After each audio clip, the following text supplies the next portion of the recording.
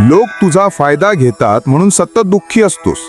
सगळ्यांसाठी सगळं काही करतोस रे, पण तरीही शेवटी तूच का रडतोस? हीच परिस्थिती आहे ना. आता हे का होतंय ते सांगतो. शांतपणे ऐक.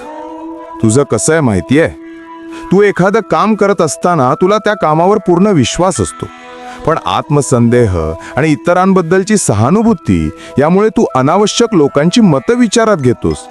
आणि मग त्यांचे वेगवेगळे सल्ले ऐकता ऐकता शेवटी तुझाच आत्मविश्वास गमावतोस. तुला नेहमी वाटतं की प्रत्येक जण तुझ्या निर्णयावर खुश राहावा, प्रत्येकाला तुझी मतं पटावी, आणि इथेच तू चुकतोस.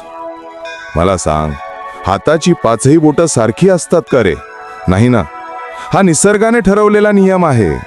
मग सगळी माणसं समान स्वभावाची कशी असतील? तुझ्या निर्णयावर काही जण सहमत असतील तर काही नसतील, हा ज्याचा त्याचा प्रश्न आहे.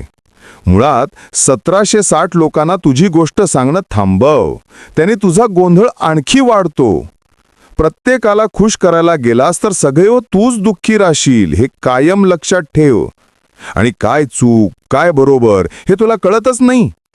धनुष्य हातात घेतल्यावर बाण कुठे मारायचा हा प्रश्न इतरांचा नसतो, तू सर्वस्वी तुझा प्रश्न असतो.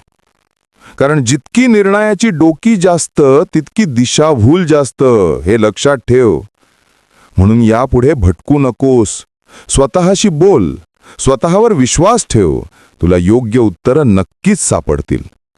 आणि हो, भिवू नकोस. भिवू नकोस, कारण मी तुझ्या पाठीशी आहे.